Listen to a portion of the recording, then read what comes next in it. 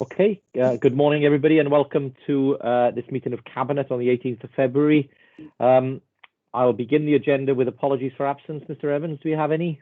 I have apologies from Alison Payne. Okay, thank you very much. Any others? No? Okay, thank you. We'll move then to disclosures of personal or prejudicial interest. Are there any interests that anybody wishes to declare? Councillor Stevens? Yes, I have personal and prejudicial interest in item 19, treatment of market rents. Okay, thank you. Are there any others? Councillor King?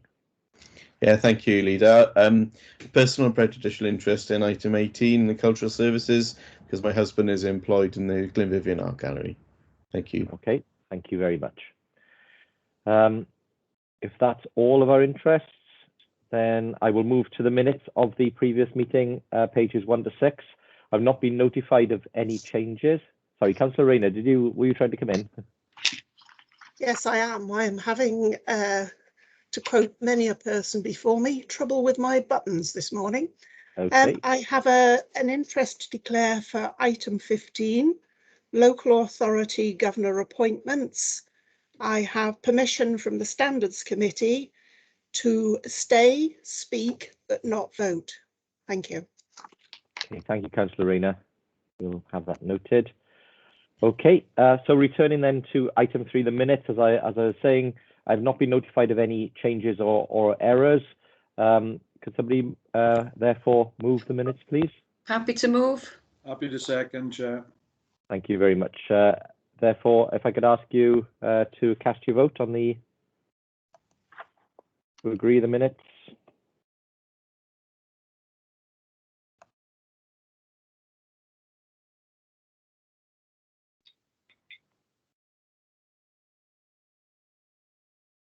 Okay, if you got any issues with the pop-up voting, if you could just indicate. Thank you, Councillor Rayner.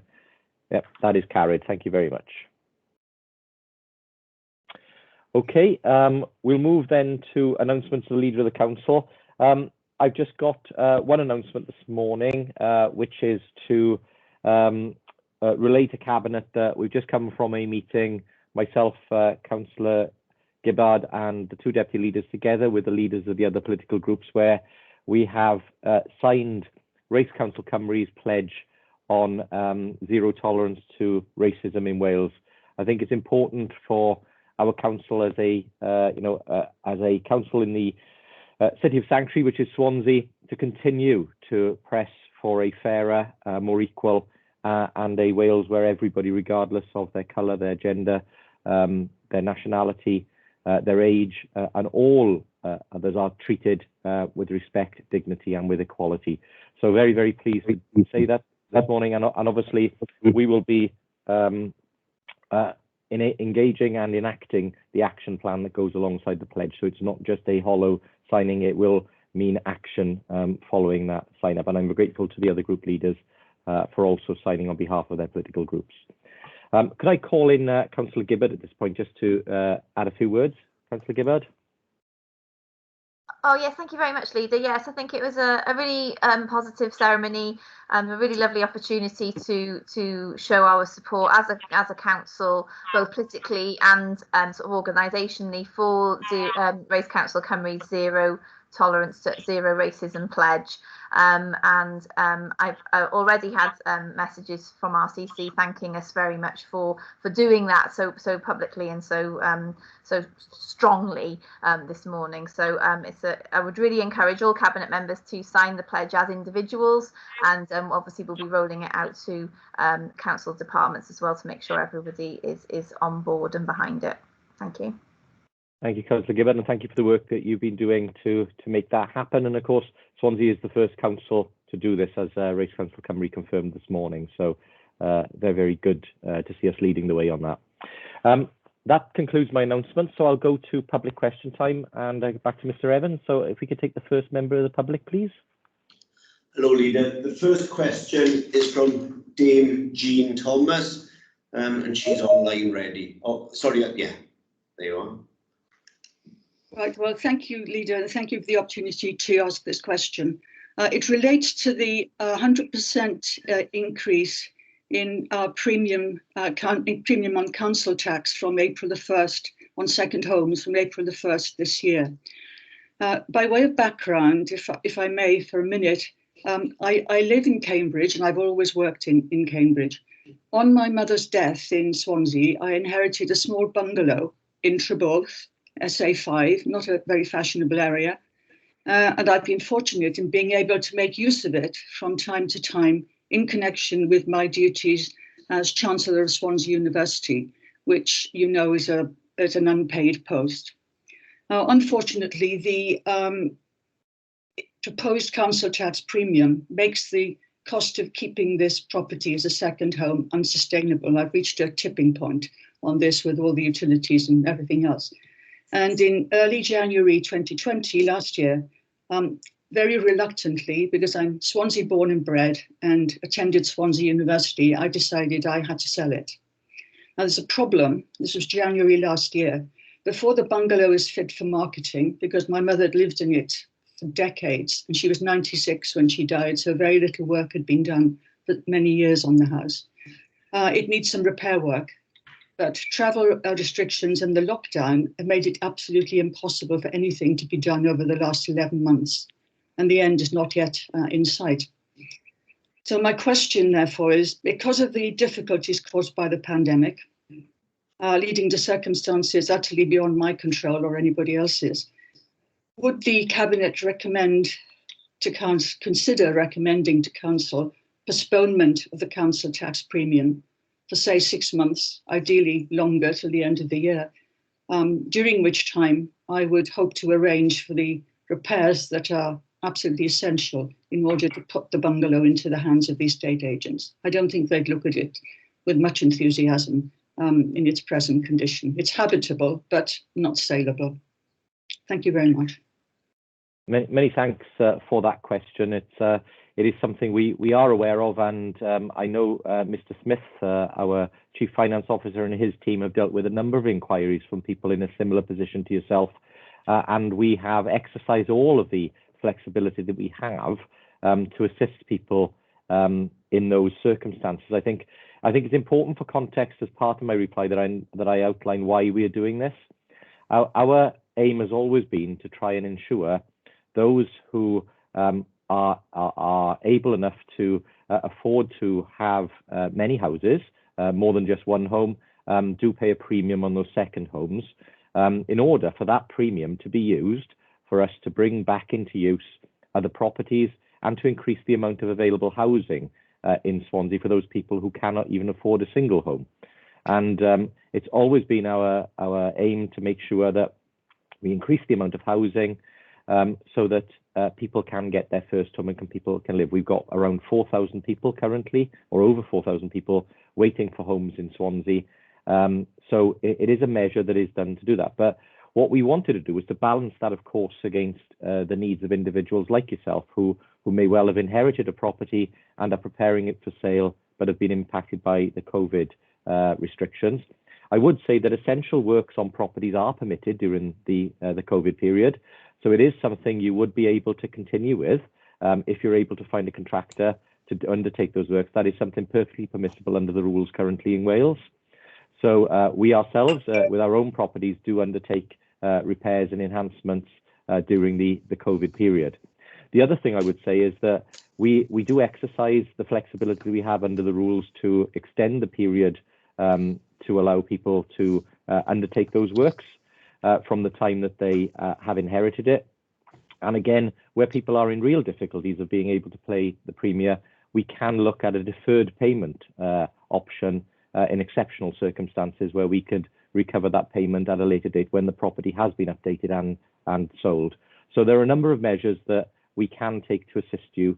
And what I would suggest, unless Mr. Smith wants to add anything now, is that perhaps we will look again at your case and give you some further advice to see what options are available to us. We may already have explored and exhausted those, but certainly we can give you advice in terms of getting the property into a position where it is ready for sale, because that's what you've indicated you wish to do. And obviously, if we can then perhaps defer the charge, we can again look at a mechanism to try and do that. Mr. Smith? Thank you, Leader, for asking me to come in. And I've had the personal pleasure of corresponding with Dame Jean on a number of matters. And as we have discussed, unfortunately, we have exhausted all officer flexibilities. So that does cause some personal difficulty. And I do recognise the position that Dame Jean has set out. One of the difficulties we do have is that our powers are now limited. We can only flex at the margin council tax arrangements. And of course, we have to work within the context of the powers we have granted to us by Welsh Government.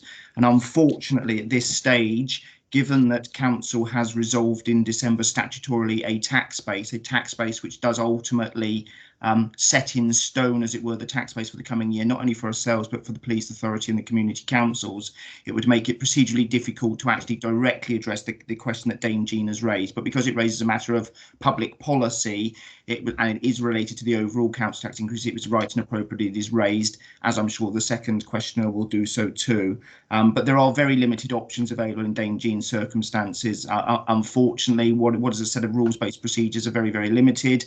We can only work within the parameters granted to us, and clearly COVID has had a major disruption, but the COVID rules haven't been written to recognise any further flexibilities within the parameters I have available. But I think you're quite right, Leader. The final bit in terms of specific advice as to anything we can do to assist in terms of what is permitted within the regulations to try and bring it into a state for marketability is absolutely right that you've referred to that, Leader. Thank you. Thank you very much for that. And Dame Jean, we will obviously continue the consultation and correspondence with you outside of the meeting. Okay, that's very helpful, Leader. I should just say one thing. The reason the work hasn't been done is that I need to be there. The house is full of my mother's possessions. I don't have any relatives in the area. The only neighbour who has a key is ill and in her late 70s. And I just need to be there, and I haven't been able to get there. That's the problem in a nutshell. Okay, very happy to pick that up with you personally. Not a problem. Thank you very much. Mr. Evans, if we could go to the second questioner. The second questioner is Steve Green, and he's online already as well. Mr. Green, over to you. Hi, can you hear me okay? We can, yes. Yeah, fantastic. Well, thank you ever so much for seeing me this morning. I really appreciate it. I can't put a case together anywhere near as strong as the previous questioner, because my house in Gower is a holiday home. I mean, it's not, my late mother's house, and I can't put a case together as strongly as that. But the situation is that we're not legally allowed at the moment to travel to the house. We're not allowed to stay in it. That doesn't look likely to change anytime soon. And I feel that it's incumbent upon the council to make a fair decision about postponing this premium until at least we're able to use the house again, and actually perhaps for a little longer than that, on the basis that we've not been able to use it for much of the last year.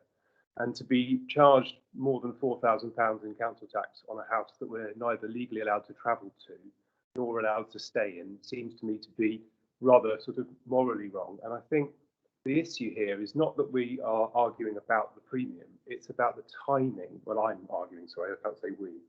We're arguing about the timing of the introduction of the premium in the middle of a pandemic, when we cannot do anything about this. We cannot travel to the house to have it ready for rental for the holiday market, nor put it on the market for sale if that was what we decided to do.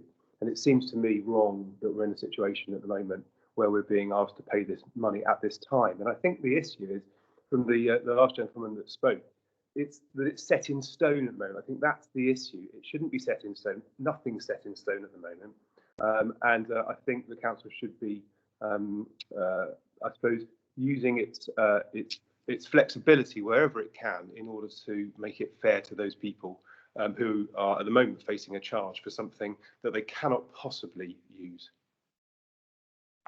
Okay, thank you, Mr. Green. And yes, I mean, I recognise your position, and I understand, the impact that COVID has had on everybody is significant, and nobody would have foreseen the pandemic coming. And obviously, you have a holiday home in Gower, and we hope you have many happy years there in the years to come, and enjoy beautiful Gower. But unfortunately, as Mr. Smith has said, we've already passed a tax base arrangement which includes an assumption that tax premium will be recovered from people with second homes.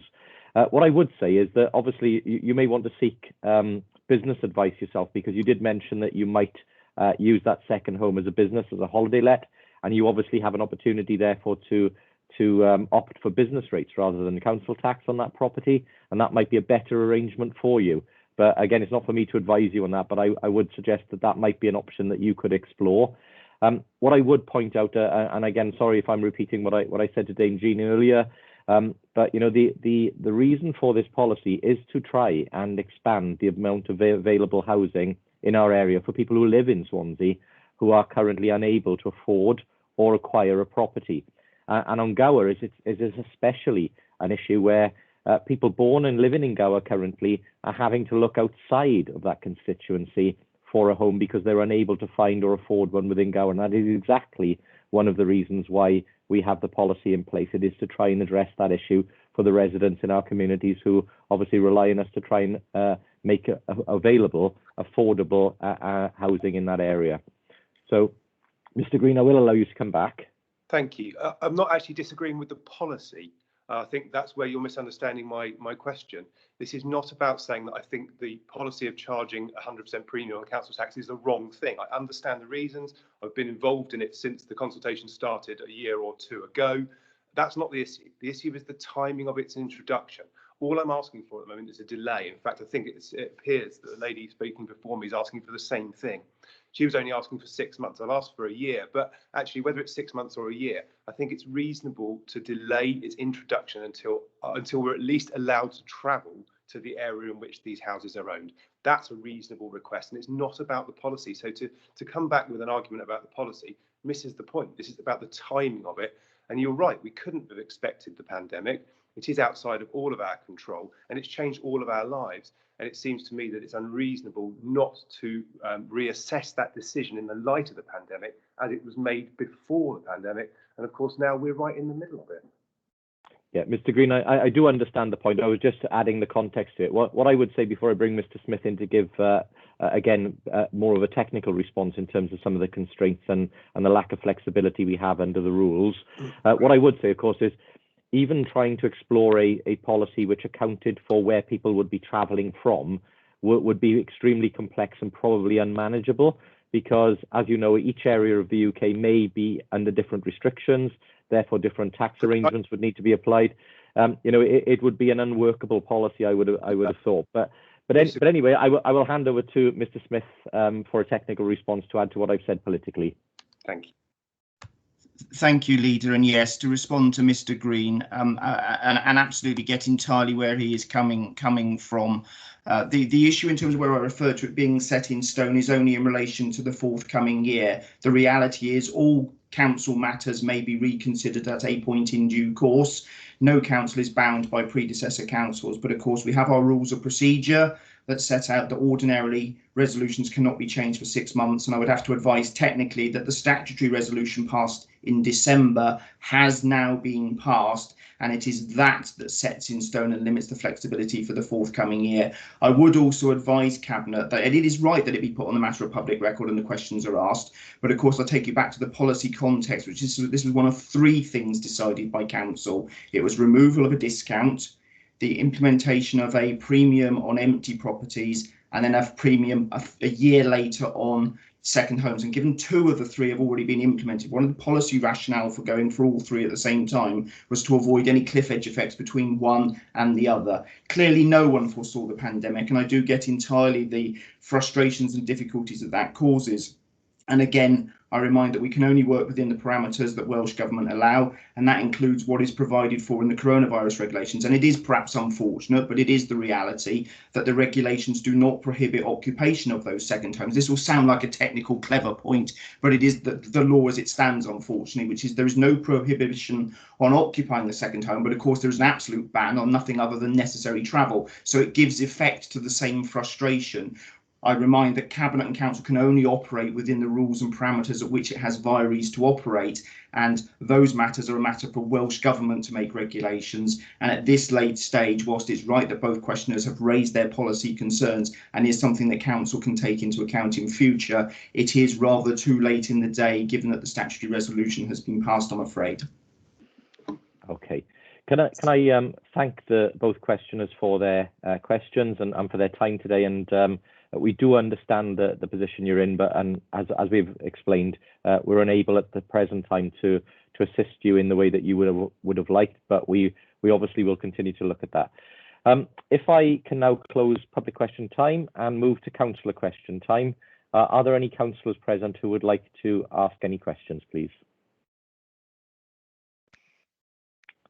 No? Okay. We'll move then to item 7, which is pre-decision scrutiny feedback on the annual budget, and I'll go to Councillor Holly. Thank you, Leader. Thank you very much for this opportunity. Can I start off by saying also thank you to the officers and the Cabinet members for turning up at that scrutiny meeting. And the report back, you all have had a copy of it, so I had no intention of reading it all out, because you're all more than capable of reading it.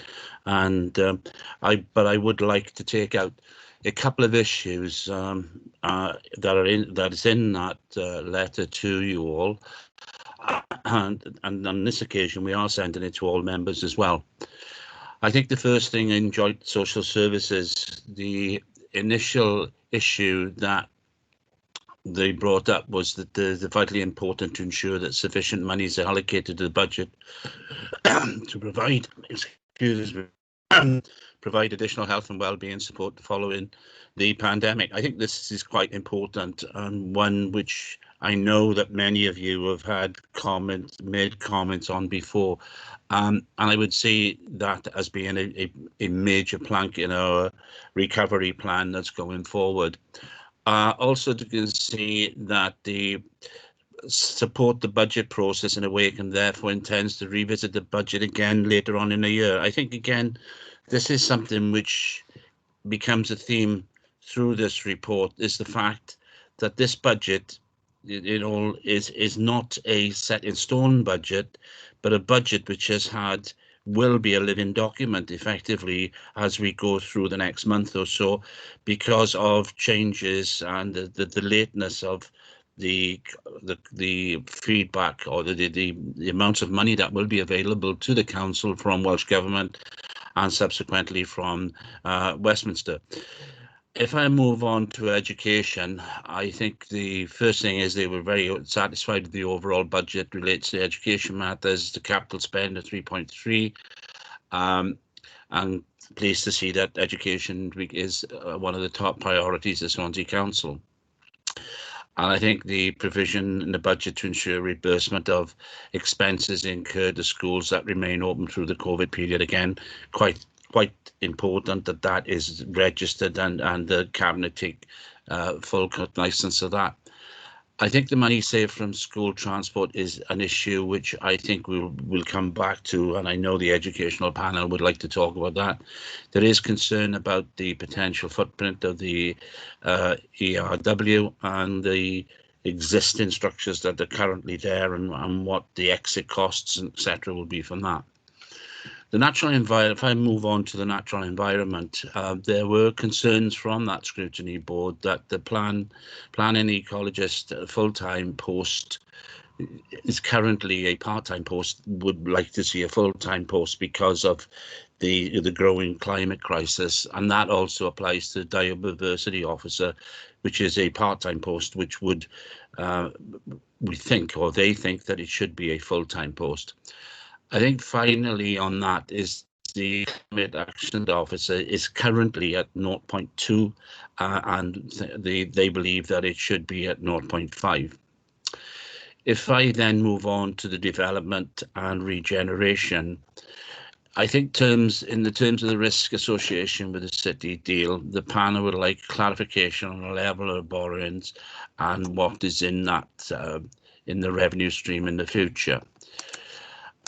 again, I find that it is a difficult one, in as much as I think we've had many discussions on this, and I think the clarity of what the jobs would create and the benefits, etc., would be advantageous if that was far more clearly understood by not just members of council, but also if it was members of for the publicly understood what the benefits will be. The only comments I would make are the ones I made earlier on, the fact that this is the most unique and unprecedented budget I think I've ever seen in my lifetime as a councillor, which is over 30 years, maybe not as long as one or two of the members on this call, but it does strike me as being this as a very, very unusual budget. There is going to be comments, and one of those comments is about the risk register, what's going to come forward, how the budget is going to be created, and also I think, as I said earlier on, there would be a look back and a further examination by a number of the scrutiny boards on how the budget is going forward. And I think members completely understood that. And I know that the Section 1551 officer and the leader in the budget meeting that we had yesterday will understand how members feel that they need to revisit to see how the budget will evolve after this very tumultuous year. I think there are a number of questions that we've put in towards the end of it. Again, I won't go through many of these issues because they're there for answers that I'm sure that we will have in the near future. Obviously, there is going to be further debate on this, not only at council, but I suspect through the year. And again, I'd like to thank everybody that took part in that meeting yesterday. I'd like to thank the staff in the scrutiny function because of the rapid turnaround of all this information that had to take place. And again, thank everybody else for taking part. Thank you, Leader. Thank you, Councillor Holly, for that. And can I thank you and the various chairs and members of the scrutiny committees that engaged in a number of sessions with cabinet members. Again, you know, as you referenced, I'm very grateful to all of the cabinet for making time in this hugely pressured period with officers to attend those scrutiny sessions in order to answer questions that members may have. Just picking up a couple of your points, obviously we'll respond fully to the letter that has been issued on behalf of all of the scrutiny committees, but just to say a couple of headlines to pick up, and I'm sure we'll come to them in the reports as well. In terms of the health and well-being support, obviously we've already got a programme which is underway in terms of supporting members who are dealing with the trauma that's created by COVID. Many of our staff are dealing with pressures and events that are out of the ordinary and will leave them with long-term impacts. So an element of additional support on top of what we've already started, because that was one of the actions we took early days in COVID, was to make sure that there was support available for our staff, especially in care services, dealing with the trauma of COVID and the loss of life at a much higher level than they would normally deal with. So that is there, but obviously looking at the papers, you'll also recognise the extra investment going into social care this year for our staff, as well as the establishment of the retaining of a specific earmark reserve to assist social care in the coming year. In terms of revisiting the budget, well, you know, again, as I've said in other sessions, Mr. Smith and his staff have done an extraordinary job to try and manage all of the variances of this year's budget, which, as you said, was unique and unprecedented, variance of over £100 million. I'm being told that my camera's off. I can see myself, but I'll try and put it on and off again. I think that might be just for who. Yes, very, very significant variances in the budget, but as Mr. Smith said at scrutiny, we do anticipate the budget, when you strip out all of the COVID variations, being a positive account by the end of the year.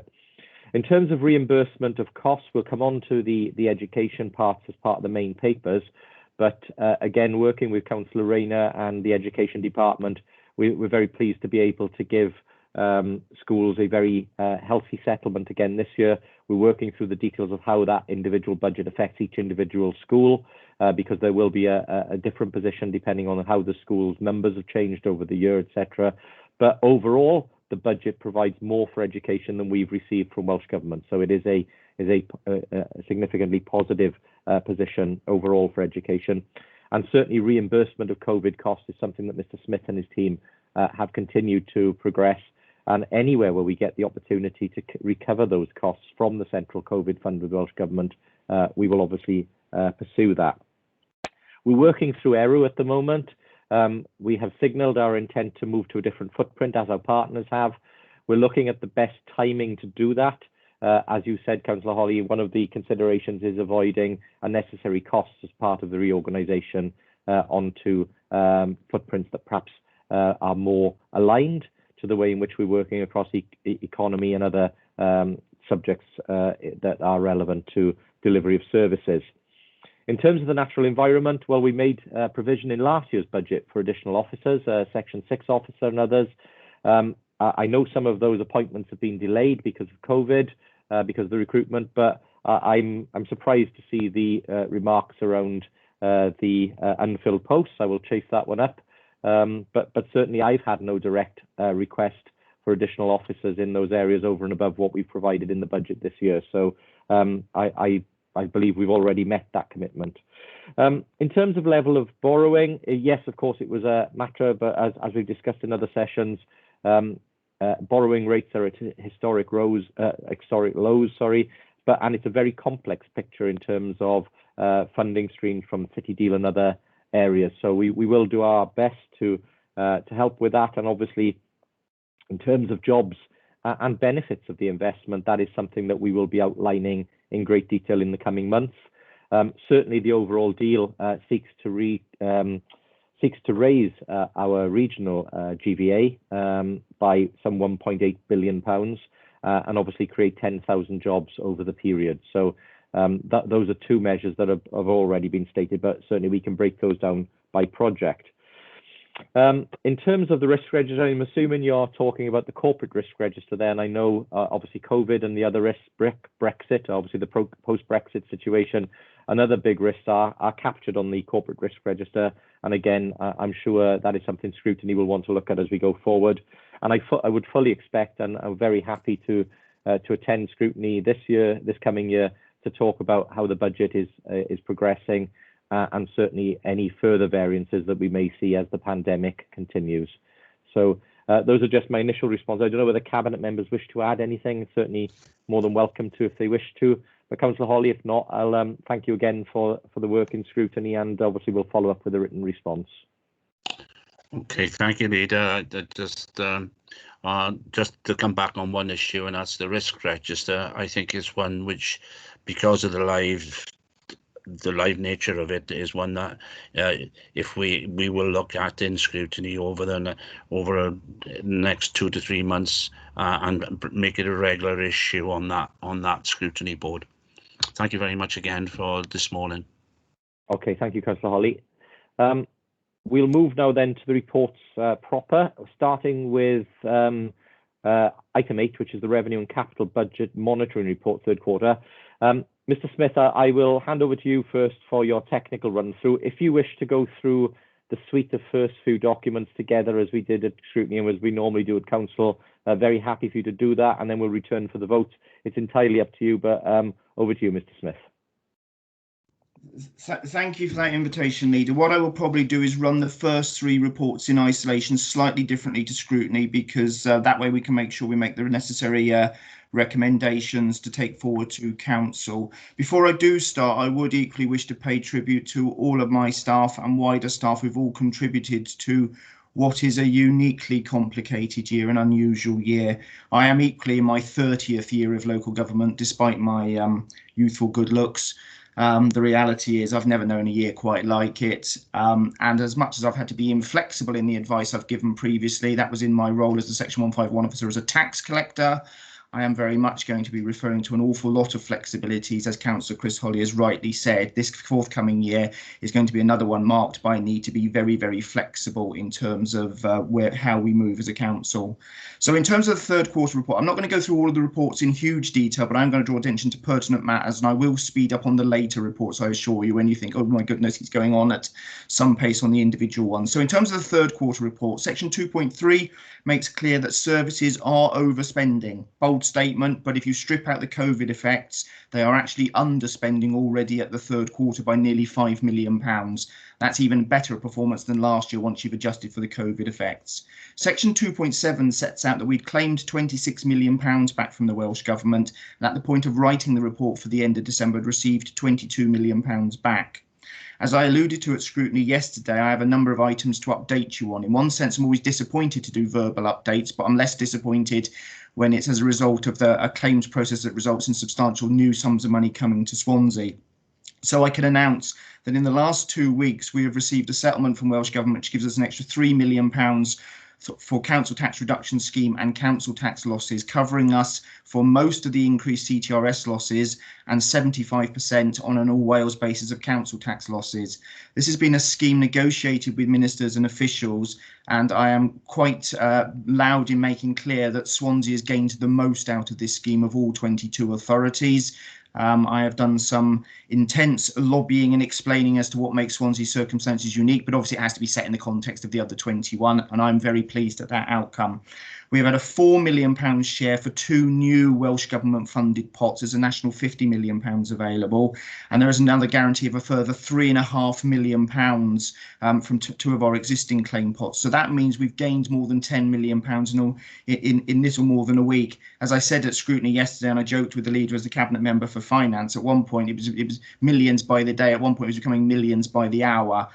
These are all in relation to the current year and clearly massively improve the reported position. The report as a whole refers to a £4 million draw from reserves, but I've just given you an update of 3 items, which is over £10 million. And I do understand, Leader, there are more announcements next week from the Welsh Government. And in addition, this is all before any of the £650 million additional monies have been allocated. So I will be asking you to note that when it comes to the overall position. In addition, the business grant payments, since the point at which we paid them out, we've processed another £16 million and had most of it reimbursed from Welsh Government with the rest to come. I am again pleased to announce that we have paid out the most of any of the 22 Welsh authorities, continuing the track record of performance by my fantastic staff.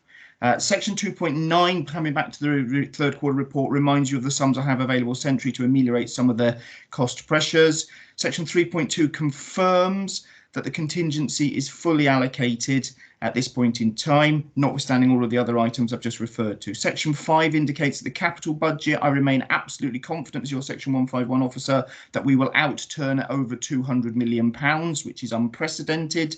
Section 6 draws attention to the HRA, which remains under close review in terms of rents and rent arrears, but otherwise remains in relatively good fettle. Appendix A brings the whole report onto a single page. It confirms that with the COVID effects, which do justify the reasons for it, services are currently £17 million over at the third quarter, but you've heard that once COVID is stripped out and the sums that are coming back improves that significantly. I have £2 million available as central action to cover off some of the costs. I have £7.5 million to report in terms of underspending on capital financing. And at the point at the time of writing the report, there was a £4 million shortfall on council tax.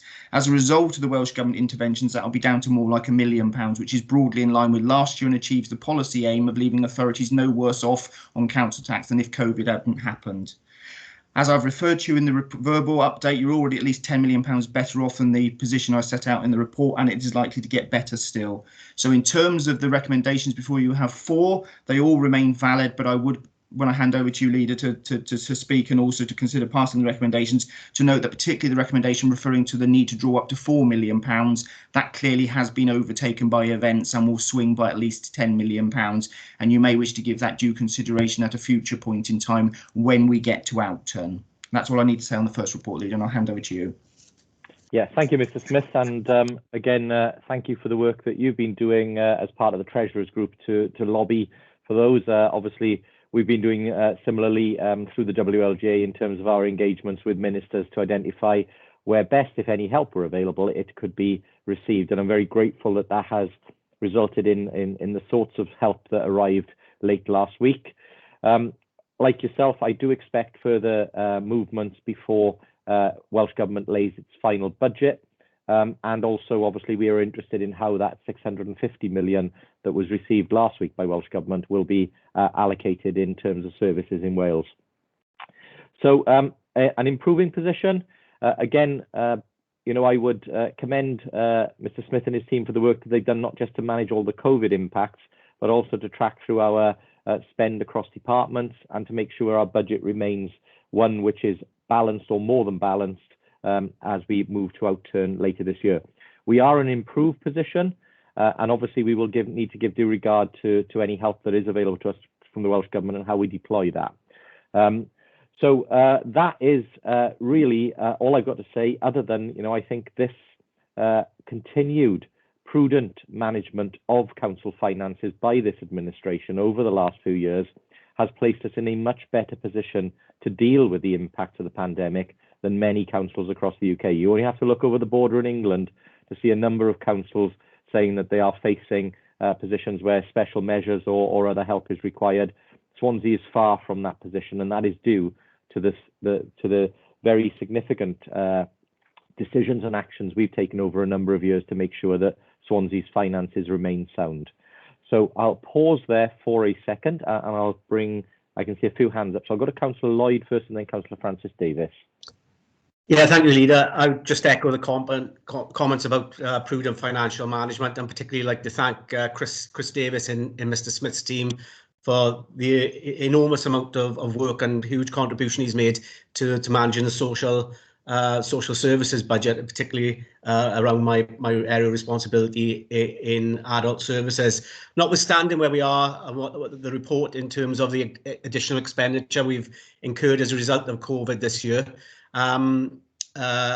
you know, which hopefully will be repaid as you've outlined through Welsh Government hardship funds. You know, there has been some really significant improvements in financial management, which would, under normal circumstances, I'd be wholly confident, which would see social services in an underspend situation. And if all the monies do come through, then that will put adult social services in a really good position for the first time in many years. So well done to Mr. Smith and his team, to Chris Davis, a really good effort in very, very difficult circumstances. Yeah, thank you, Councillor Lloyd. Fully agree with that. Councillor Francis Davis. Yeah, I'd also like to put on record my thanks to Ben Smith and his team. He mentioned how businesses in Swansea had been helped during this very difficult time. You know, it is unprecedented, the effects it had on all businesses throughout the country. But number one, getting everybody to work from home, the efficient way in which it was handled, the efficient way that grants have been given out to help their businesses, the way they've worked has been way over and above what I would have expected to be turned around so quickly. So I'd just like to put on record my thanks to Ben and all his team. Thank you, Councillor Francis Davis. Okay, with that then I will formally move the report. Can I ask for a seconder, please? Happy to second. Thank you. So we'll move to the vote now. Recommendations to be approved, but subject to the additions that Mr. Smith has made. Okay, the vote is in front of you. I'll give you a couple of moments to cast your votes. Have you all had the chance to do so? Okay, I will close the vote and then I will just check that I've had everything's been received. Give me a moment. Yeah, that's all votes are in. Thank you, Leader. And oh, sorry, the vote was, oh. Hang on, can I just wait a moment? I need to check one thing on that vote.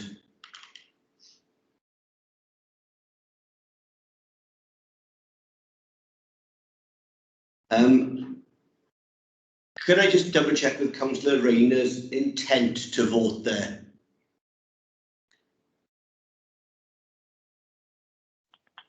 Yeah, I think Councillor Rayner, if I'm lip reading correctly, said I voted for. I think Councillor Rayner's having issues with, as she said, with a device today. So okay, thank you for that. In that sense, it's unanimous then, Leader. All thank four. you very much. Okay, I'll go back now then to item 9, which is the medium-term financial plan, and back to Mr. Smith, please. Thank you, Leader. Again, I will be as brief as I can, but draw your attention to the pertinent matters in terms of officer technical advice. Section 1.3 makes clear this is a planning tool only to set out a broad framework for the future. Section 2 summarises my view that the outlook is, to say the least, very, very uncertain. COVID continues to leave the economic position even more uncertain probably than the public health position, and there are very late national budgets at both the UK and Welsh Government level to come, which makes it very difficult for me to plan for the medium term, especially as I only have a 1-year settlement, and I don't even have that 1-year settlement yet in my hands until early March. Table in section 2.9 makes clear a range of options and what I referred to yesterday pejoratively at Scrutiny as my good, bad and ugly scenarios. Section 3 brings it all together into a table to set out my very core key assumptions, which are, and I won't overly labour the point here because I'm sure there'll be much more debate in council to come, but it is one that looks at the facts as I see them available to me, and I set out assumptions that there are low pay rises, that there is low inflation, that there are low interest rates, and there are hardwired and hard baked in future tax rises to come, both at a national level and through to council tax. Some of those are controversial, and I'm sure there will be great debate in due course in the council chamber on them. I draw attention to them because they move all the time. Inflation is likely to go up. I don't think interest rates are likely to go up. I've provided for a 1% pay award and to reflect the UK government's pronouncements in terms of the £250 minimum uplift. Since writing the report, the trade unions have submitted their 10% pay claim, and that will be a matter for ongoing debate in due course. I draw attention to it because they are very material elements to the budget and medium-term plan as a whole. But in all plausible scenarios that I have set out, there are all net add to future budgets. Section 4 summarises and makes clear my view that it is essential that achieving better together turns its framework into actual practical delivery to provide assurance as the Section 151 officer over the medium-term financial plan. This is very much a transition year as we move from old to new, and in one sense we have very limited data available to us and it's a very uncertain year, but the longer-term underpin only works if those wider obligations on directors, heads of service and those championing those processes deliver them. Section 4 and 5 sets out a raft of savings assumptions and gross investment assumptions that I have made into the future around a central assumption of AEF, that's aggregate external financial growth by 1% per annum, and council tax at a planning assumption of up to 5%. They are challenging options that you have going forward, but they are undoubtedly modest compared to equivalent reports you've had in previous years with savings options. And they could be better or worse. And as I've alluded to before, I've been doing this for 30 years, not in this role, but 30 years in local government. And my confidence levels are lower than ever as to the assumptions I've had to make. All bets are off. I think as Councillor Holly made clear as a result of the scrutiny process yesterday, we accept this will be a living, moving budget document throughout the year. Section 6 sets out that the MTFP for schools remains challenging in the longer term, but clearly schools are very well placed in the current year and the forthcoming budget year, and it has been incredibly helpful that the sums that have been made available by Welsh Government to Cabinet and Council to be able to recommend to Council are very helpful to schools' position. Section 7 sets out my usual raft of officer advice in terms of the risks, with some of them more turbocharged and a good measure of COVID ones on top. You would be surprised if I didn't put those into the mix. Section 8 sets out my statutory assumptions over reserves and whether I consider them to be adequate over the medium term, both to their robustness and adequacy, and I do, subject to the caveats I've set out in Section 7 and the comments I've made on achieving better together. So I bring you back to the report as a whole. This one is a report for noting and recommending to Council that it be the planning basis for future assumptions. And that's all I need to give in terms of technical advice before I hand back to you, Leader, to consider anything you wish to add or move the report in due course. Thank you. Thank you, Mr. Smith. I won't repeat the comments you've made, but what I would say is obviously would welcome the way in which this plan provides for potential for up to £60 million worth of investment over the 4-year period. I guess I am a little disappointed that we're doing this virtually, because I'm sure some of our usual attenders at Budget Council would have been overjoyed to have seen, after years of austerity, a report which projects high levels of investment over a period, rather than having to make UK government imposed austerity cuts. So again, disappointed, but I'm sure next year, if we're able to be in the chamber, they will all attend and be able to recognise that fact. But more seriously, turning to the staff, I think it's important as well for this organisation, as we look for recovery, that we do give that positive view that we are intent as an administration on continuing our investment in core services and in the priorities of the people of Swansea. That is absolutely something that we've been keen to do since we took office.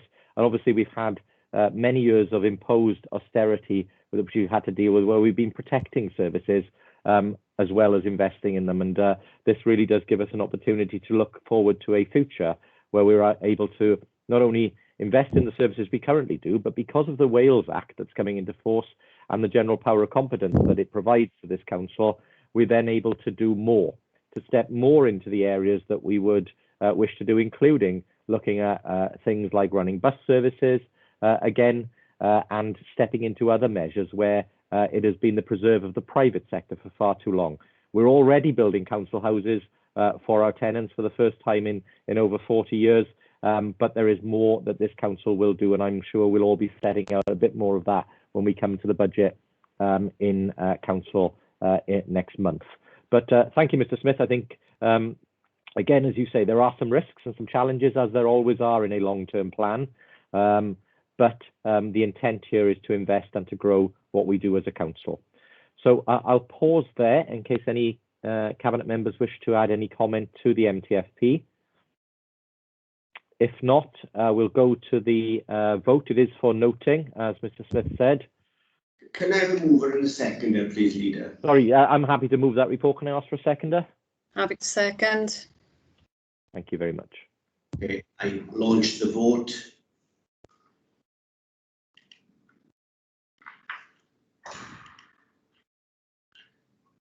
Councillor Rayner. Sorry, you're still muted. Voting for, yes? Yeah, Councillor Rayner, if you just... I am voting for. I cannot get my cursor on any of the three options. So I'd appreciate it if I could vote live. Yeah, of course, I'll come to each time. Thank you, Councillor. We'll go to you for a classical or traditional vote, Councillor Rayner. I'm about to close the vote then. You all have the vote? Yep. Okay, let me just close it and then let me just check. So I'm closing the poll there. And then just look here. That's yeah, that's unanimous, Leader. Thank you very much. Thank you, Mr. Evans. Thank you all. We'll move then to item 10, the revenue budget. Again, back to Mr. Smith, please.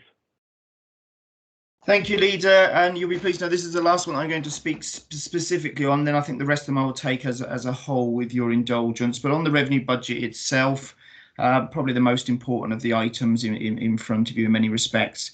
In this most unusual of years, we have a most unusual second cut of the budget, as we've already all alluded to. I will only draw attention to what has changed since the January report, which I'll be honest, at the moment is very, very little, because I've reserved myself to only making minor technical adjustments. The reason for that is multifold. We await the first week of March, where there is a Welsh Government updated budget. There is an updated local government settlement. There is a national budget still to come. First week of March is going to be incredibly busy for me and my staff, and for all of you, I'm sure. So it's been very much a focus on the technicals at this stage. So I'm only going to draw your attention to what has changed. And I also need to note that the public consultation is still open. We've operated with a very unusual set of parameters this year. So public consultation closes soon, and there will be a more updated position going to council council. In similar vein, at the point of writing the report, we hadn't received a response from the School Budget Forum. That has now come and will be reflected in the final papers that go through to council once you've made your determinations today as to what to recommend. So in terms of moving to the report, I draw your attention to the pertinent matters. Section 1.5, there is a new CIPFA code for financial management. It's only optional for everyone but me. It's compulsory for me as the Section 151 officer and as a CIPFA member. So I will be taking every opportunity in the forthcoming year to remind all of their obligations to assist me in what I need to do. The good news is we comply with most of it anyway, but there are a few bits we need to firm up on. Section 1.6 makes clear there is money going into the budget in spades, not particularly technical term, but I may as well not beat around the bush. There is a lot of money net going into the budget. This is a budget that proposes 30 in, £8 million of savings, £22 million net addition to the budget position. Section 2 goes over the third quarter report. You've received the report, so I won't repeat what I've already said. Section 3 references that we do indeed await a whole raft of national announcements in the first week of March, so we'll see what comes in due course and explains why I've adopted a technicals only at this point in time. Section 4 sets out my revised forecast, and anything that's in bold or italic reflects minor technical changes only at this stage. Section 4.11 indicates a revised upwards schools position as a result of finessing the specific grant allocations. The way we present the budgets is that grants come in, some of the grants come into the non-delegated side and they provide spend firepower to the school side. So it can result in some figures that look probably higher than they are in terms of underlying circumstances, but it is the way we report them. And it's still good to note that this budget is putting as much as possible into those delegated budget positions, and indeed the reason I emphasise it is it's higher than what we took to the School Budget Forum at the point at which we knew stuff. As specific grants firm up, we firm up and we reflect them appropriately, and I've kept in full contact with relevant officers in the Education Department. Section 5 sets out my savings assumptions and an expectation on me by me as the Section 151 officer that they must all be delivered by directors and heads of service and must be delivered in the context of achieving better together and the wider recovery plan. Section 6 does indeed reference that consultation remains ongoing, and so there will be updates, a final set of updates to council in due course. Section 7, I'm pleased to report one technical error on the staffing. In consultation with the trade unions and double checking the figures, we did discover that in the drafting at pace, we'd put in the place figures twice. So instead of the 6 posts at risk, it has already been reduced to 3, and I have undertaken to reflect that amended change in the table going forward to council. So my apologies for the oversight and the drafting error on that one, but at least it's the right way. Section 8 sets out my statutory and formal advice to you as Cabinet, and I will be giving the same to council about the adequacy of reserves. And let me be clear, general reserves are considered to remain just adequate. They probably need strengthening in the longer term. We have got proportionately the lowest general reserves in Wales, and as the budget is going to grow significantly this coming year and in future years, proportionately they become smaller and smaller. So there will be a need at some point to consider them being grown slightly. However, I'm able to stay my hand at present because of the very substantial earmarked reserves that the authority has already set aside and the amounts it has in contingency. And as you heard at the third quarter, you are likely to have some very substantial additional sums available for earmarked reserves, given the very improved third quarter position as a result of discussions and ongoing with Welsh Government officials and ministers. Section 9 brings it all together, and after finalising all of the technicals, gives my advice to you that at the moment should be in a position to recommend a council tax increase at Bandy of 3.99%. That is lower than what was inferred at your January position. Whilst we didn't refer to a specific percentage increase, it has come down as a result of the technical interventions I've been able to do. Now, that will still be of some interest, I am sure, to the general public and to others about, is that fair, is that reasonable? I give you technical advice that this is in the context of the UK government has assumed up to 5% in England, and the Welsh government has assumed up to 5.1% for CTSS, council tax at standard spending in Wales. So you have definitely already taken actions to seek to reduce it below what the guideline increases were. So I think it's important I draw that to your attention in terms of context. The rest of the report sets out my usual risks and assumptions in normal fashion, with no surprise again, COVID ones added in for extra measure. That's all I need to report in terms of officer advice on the report itself, Leader. And before I hand back over to you, I'd remind you that there are 3 sets of recommendations at this stage. And I think, as noted by Councillor Holly and myself elsewhere, the reality is, given this is technical at this stage, awaiting the final items that come from Welsh Government and UK Government in early March. They should go forward as my officer advice at this point in time, and we'll see what happens in that first week of March. Thank you very much, Leader. Thank you, Mr. Smith. And again, thank you for the work on getting the revenue budget in a position where we can consider it today. And as I said yesterday at Scrutiny, I think given the all of the variances and all of the challenges that we've had to deal with over the last year, to get a budget which is so clear, but also provides the necessary investment at the right time, is something of an achievement. So thank you again to you and your staff for doing that. Turning to the detail of the report, obviously, in terms of the feedback we had from Councillor Holly, some of the numbers have already changed a little bit, as are reflected in the report from the outline position we made some months ago. Specifically, the proposal on council tax at the present time is 3.99%, but as you yourself said, the position is one that is continually changing, and we will monitor closely any changes by Welsh or UK government over the coming weeks, and we may need to make some further adjustment to that total depending on what happens in the wider financial picture. But at the moment, that is the balanced amount, down from what we'd projected of 5%, and already reflecting a 1.1% reduction on the proposed council tax in earlier reports. But we will keep that matter under review, which is an odd position, again, for a cabinet report. And just highlighting some of the figures, obviously, you know, a significant investment, as I touched upon earlier, for schools. I'm sure Councillor Rayner will say something about that.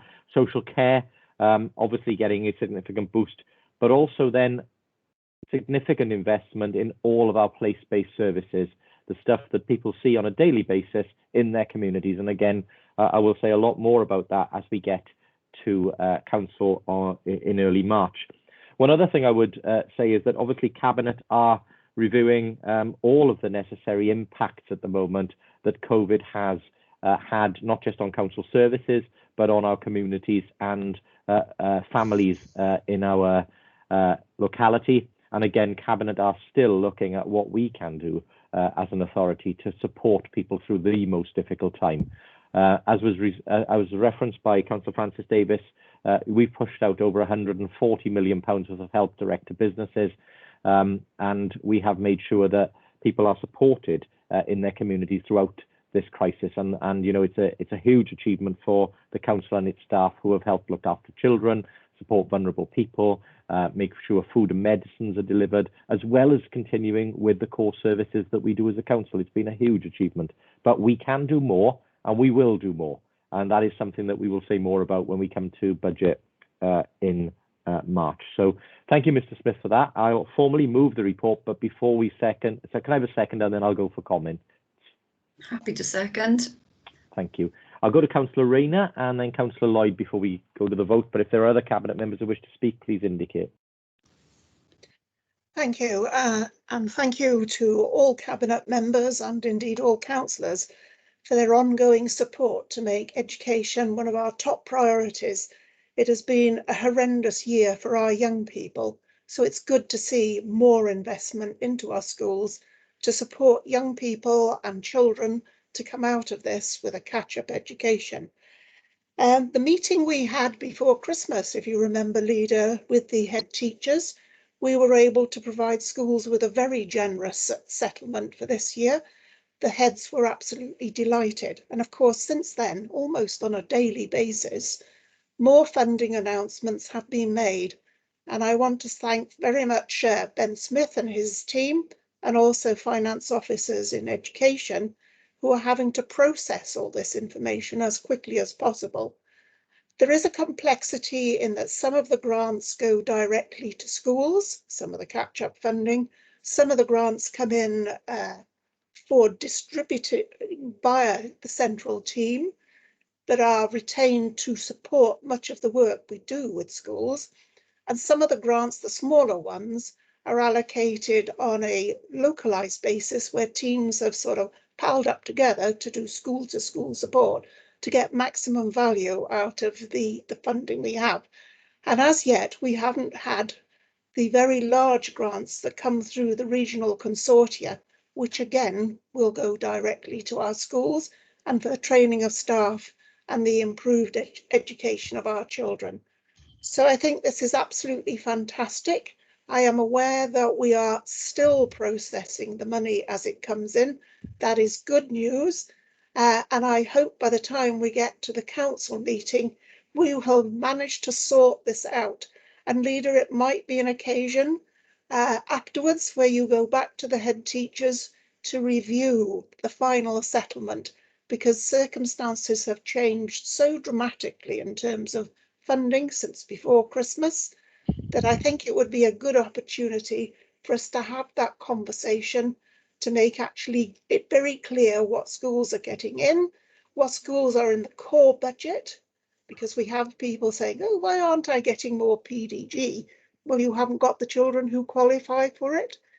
But I think it's a fantastic settlement this year, led by the council, and the additional funding is really welcome. So many thanks. I think parents, schools and pupils will come out of this really pleased. And of course, there is more funding via catch-up schemes, which we will be learning about in the near future. So many thanks to everybody involved in this. And I'm aware that there will be a lot of midnight oil burnt because the information is changing on a daily basis. Really hard for finance officers, but thanks to everyone. Thank you, Councillor Rayner. Councillor Lloyd. Yeah, thank you, Leader. And as Councillor Rayner said, can I welcome the spades of cash and additional funding that has gone into the authority this year. It's unknown territory for most of us councillors who came in 2012 and 2017 to be in this position. So it is quite different. But yeah, just from a social services perspective, you know, I think it's right and appropriate that some of the comments that Mr. Smith made and Councillor Hawley made about a fluid budget going through the year is absolutely correct, certainly in respect of social services. So coupled with the extra revenue funding, the extra grant funding, and the contingency reserves that you outlined, you mentioned, Leader, coupled with our projected underspend going into the end of this year, you know, puts us in a really good position, which we would normally look to, you know, to push that investment and make it. And I want to make it absolutely clear that my political priority is to try and promote more council services in adult social care, so that we expand our absolutely brilliant domiciliary care service and our care home service as much as we possibly can. But we do have to be cautious here, because there's a huge unknown, isn't it? As we're coming through COVID, great that infection rates are dropping, great that deaths are coming down and hospitalizations. That's really good. But we don't know exactly what's out there. You know, and in our experience of last year, you know, as a potential for all those people that have not contacted social services during the pandemic, those families that have assisted us in looking after some of our most vulnerable adults while we've been under enormous pressure, that is going to start aligning itself and has the potential to create, you know, an unknown influx of cases into social care that we're going to have to manage. Again, learning from the experiences of last year, you know, opening up services again, which we need to, our really important day services, our respite services, you know, that is going to put additional pressure on, and you know, is going to put pressure on our funding potentially. So I think, you know, along with Mr. Howes, our director, you know, the approach we'll be looking is to make sure we get to everyone that we possibly can. We reopen those services, but absolutely keeping really good financial control going through the year. And hopefully, as we see things unfold, we can aspire to then additional investment in those areas that I've talked about, expanding our in-house care service, which has been again, you know, a credit to the council. And just lastly, Leader, the well-being of our workforce is absolutely critical. I can't do justice in these meetings by conveying the dedication, the commitment, the fear that some of our care home staff have had to go into work on a day-to-day basis, you know, bearing. These are all issues that we absolutely have to support our workforce for, and we should all be humbled and absolutely owe a debt of gratitude to all those people that are working in our domiciliary care, our care home services, our frontline services who've been going in day after day dealing with this pandemic. So continued well-being is another area that we have to make sure we support through the confines of a very, very welcome budget. Thank you, Councillor Lloyd. Fully agree with all of that. Go on then to Councillor Thomas. Yes, thank you, Chair. And can I echo those comments about our staff across all of our services from Councillor Lloyd.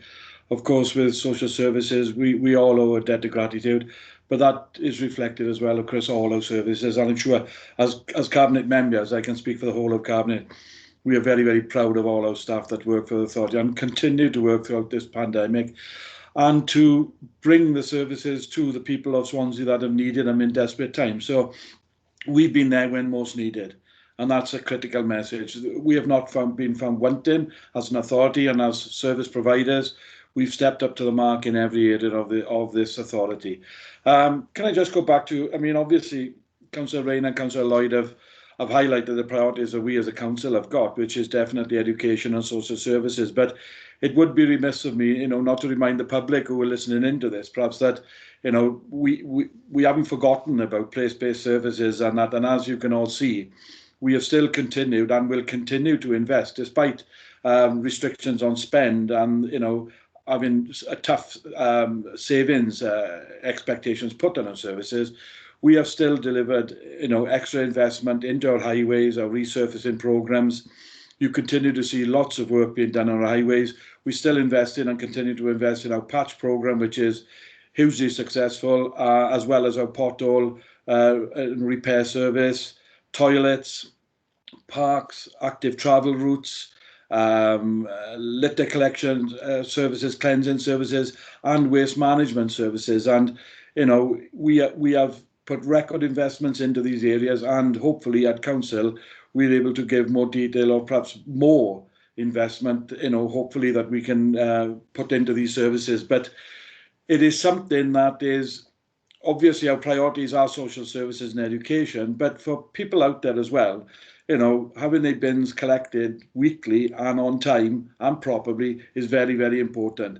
Making sure that the streets are clean and the litter bins are emptied. And we are listening to that. We are hearing what you're saying, and we are looking and trying to, put that right and put as much investment as we're able to make sure that your day-to-day lives that are impacted by how clean your streets are and bins being emptied, we are really focusing in on that and looking to make improvements where we can. Thank you, Chair. Thank you, Councillor Thomas. I'd absolutely echo that. And, as you alluded to, I'd remind people we are still in the midst of a global pandemic. We are still at alert level 4.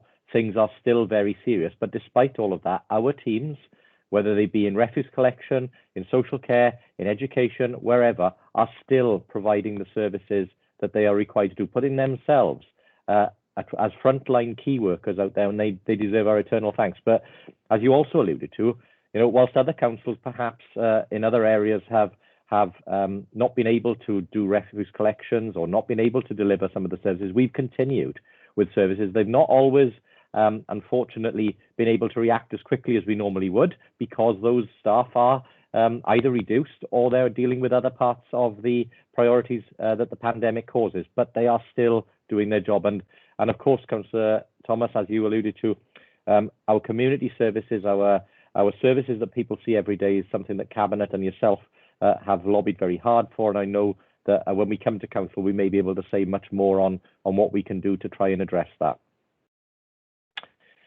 Okay, are there any other comments before? We've had the report. We've had the report moved and seconded, and we'll go now to Mr. Evans for the formal vote. Councillor Rayner, if you're still having difficulties, obviously we'll take your vote differently. The vote is up in front of you, and as you say, Councillor Rayner, if you want to do it verbally, please let me know. Sorry, Hugh, I can't see the vote. Yeah, give it a moment or two to get through. If you can't, I will take yours as well. Has everyone else had it? Yeah. Okay, I'm going to close the vote, and then I'll obviously Councillor Lewis and Councillor Rain, I'll check to see if you're on that list or not. It did come up, but it was delayed. Yeah, it did happen, so sorry. Okay, I'm closing the poll now. Let me just look what I've got. Who haven't I got? Councillor Rayner. I vote for the revenue budget. Yeah, that's great. So that's unanimous with everybody voting for, Leader. Okay, thank you all very much. Thank you for that. And now we'll move to the capital budget and programme 21 to 27. Mr. Smith again. Leader, with permission, I'm going to bundle all four together in terms of officer advice, as I gave an undertaking, and then allow you to take each of them in turn. So I will canter through at great pace on officer advice on the four, if that's okay with you all. The capital budget before you report is entirely consistent with the reports you've had on the MTFP and revenue budget, and enables the capital programme to grow by an additional £20 million as set out in the capital contingency. Section 2.1 reminds that there's an outturn forecast of over £200 million, which in the circumstances is remarkable. Section 2.3 draws your attention to it being a 6-year programme of over £500 million, with a significant underpin from revenue support to come, and as set out in the capital equalisation reserve and the capital financing charges in the medium-term financial plan. Section 2.4 reminds you that there's a schools bands B programme of about £150 million on top of band A, all paid for by the council, no top size from schools. Section 2.5 sets out the city deal arrangements, which have been debated at great length in scrutiny. And Section 2.6 sets out how financed and the wider borrowing strategy and use of the capital equalisation reserve. So in due course, you'll be asked on this report to approve the one recommendation and the whole capital programme. The next item is the HRA revenue report, and that sets out the position in terms of service underspending in the current year.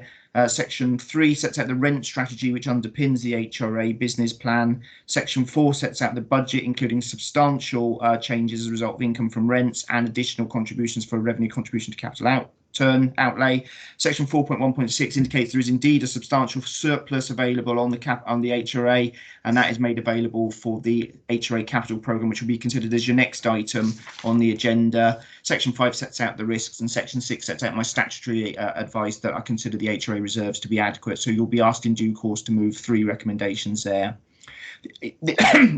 Excuse me, the HRA capital programme, again, major drivers, the Welsh Housing Quality Standard and the More Home strategy, driven substantially by the revenue report when you consider that one first. It sets out a £250 million plus capital programme and how it is financed, as I've indicated, predominantly from HRA revenue surpluses, entirely in line with previous years, and you'll be asked to approve 4 recommendations in due course, and I'll leave the individual cabinet member, the deputy leader, to speak on those ones, of course. And then the final report on is the capital strategy.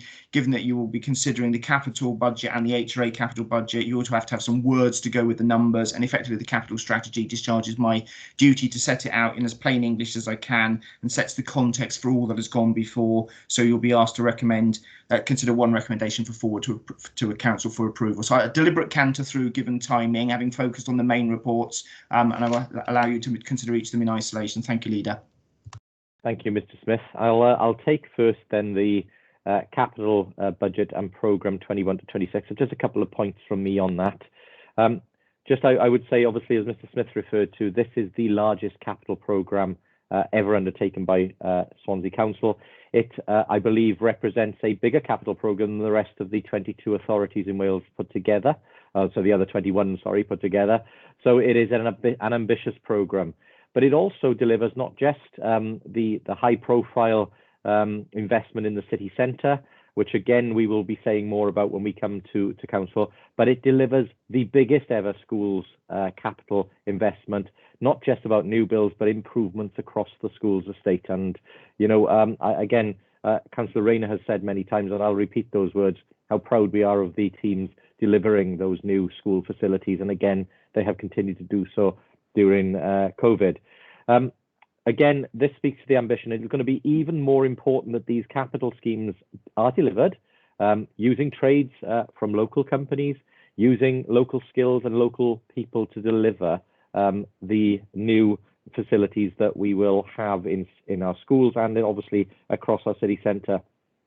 But also it's important that this capital investment is there to secure jobs as we come out of COVID, because we know COVID and Brexit, the two woes that beset us at the present time, are a real threat to recovery and economic prosperity, not just in Swansea, but across the UK. So it's important that these capital schemes continue to deliver. I don't know whether any other Cabinet member wishes to speak on the capital report. Councillor Lewis, you've got it up. I was assuming that was a HRA, but you're more than welcome to come in on this item if you wish. Councillor Rayner. Thank you. Can I echo your comments on the value of the schools building programme? The end beneficiaries, of course, are the pupils, but the process is really important for jobs creation, training opportunities, and indeed for sharing with our young people and pupils while the buildings are going up, knowledge and information about potential jobs and careers via construction and in the scientific development of new products going into the building world that as yet they wouldn't know about unless on their doorstep they had a fine opportunity to see what's going up. So can I thank everybody again for ensuring that Swansea has sufficient capital to enable us to proceed at pace with the Band B offer. I know there are some councils who are slowing on this because they can't find their percentage. So it's really good that we have managed over a period of years to ensure we can make our capital contribution and thereby take advantage of the Welsh Government scheme, not just for new builds, but for improvements. So I just thanks to everybody here, but it's not just about pupils and schools, it's a whole job creation industry and looking at future career options. Fantastic. Thank you, Councillor Rayner. And of course, much of this is, as Mr. Smith referred to, funded or covered in terms of our repayments by the Capital Equalisation Reserve, which we have as an administration established. And it's important for people to be reminded that technical capital reserve that we have is there to ensure that the repayments on our investment our part of the investment in these facilities, whether they be in education or in the city centre, are done so in a way where there is zero impact on council tax for the taxpayers of Swansea. And again, I know it's a point that perhaps some opposition members have struggled with sometimes, but it is a point that we need to continue to make. And we don't just make it for this year, we make it for every year up to 25, 26 to say that the repayments are fully covered by the reserve that is set aside. So that's an important point again for people in Swansea who can perhaps be easily misled into thinking that the investment suddenly means that their council tax is higher. It does not. So with that, I'm quite happy to move this report. Can I ask for a seconder, please? Happy to second. Thank you, Councillor Hopkins. And Mr. Evans will go to the vote. Yes, the vote is now in front of you. Councillor Rain, if you have problems, please just indicate how you wish to vote.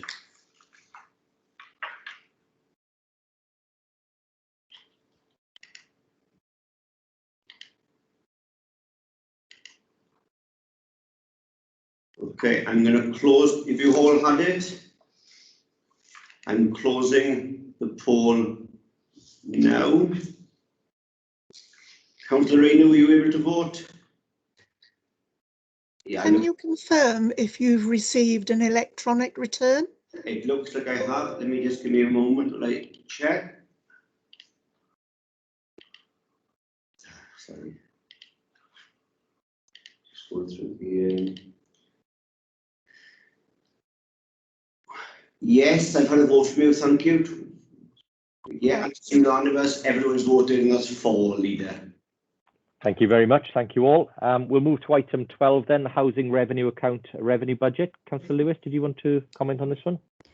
Yes, thank you, Leader. But just following on very quickly from Councillor Rayner's comments about the Band B capital programme, clearly there are obviously apprenticeship opportunities and skill building in the housing sector as well. And I know that our building services have just gone out for recruitment for 17 apprentices, and are working very closely with Gower College and other colleges in the locality to ensure that the courses and schemes and scholarships that are available match the skills that we feel are for future house building in terms of renewable energy sector. So it's very exciting times. You know, the massive investment that we're seeing, it means that we can actually build our trade skills in our region as well, and so it is having a very positive impact. Just to comment first of all on the HRA revenue account report, just to remind Cabinet members that back in December 2019, the Welsh Government Minister for Housing and Local Government set out a policy for a 5-year period from April 2020, and the new policy sets a maximum annual increase of rental income in line with the Consumer Price Index plus 1%. So we have actually followed that policy to the letter and will be increasing our rents in accordance with that. But just to give some assurances that across Wales, in terms of Welsh social landlords, this ranks us 26th out of 49. So we're almost virtually in the middle of that table. The latest available figures for average private rent in Swansea is £136.54 per week, but council rents, we've seen an average weekly rent of £99.64, which is based on 50 weeks.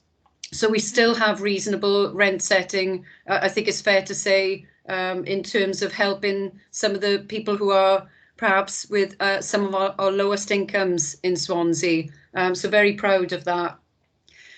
We were anticipating in terms of rental recovery that during the COVID crisis, we may see a drop in recovery of rent. I'm pleased to say to date, we have not seen that, but we do closely monitor it. And we are in accordance with anticipation of people struggling paying rent. We are moving and evolving our rental teams to focus on early intervention and prevention and supporting our tenants to make sure that they can budget sufficiently to cover their rents. And so we will keep a close eye on that, but we're very much focused on 100% support of our tenants and preventing them from falling into significant arrears is clearly beneficial. The summary is, you will see Appendix A, and the recommendations are on page 133, and I'm happy to move those and take any questions if needed. Thank you, Councillor Lewis. I'm happy to second that report. Is there anybody else who wishes to comment? If not, we'll go to the vote. Thank you, Mr. Evans. If you could cast your votes, please. Has everyone received the vote? Any issues? Okay. I'm going to close the poll now.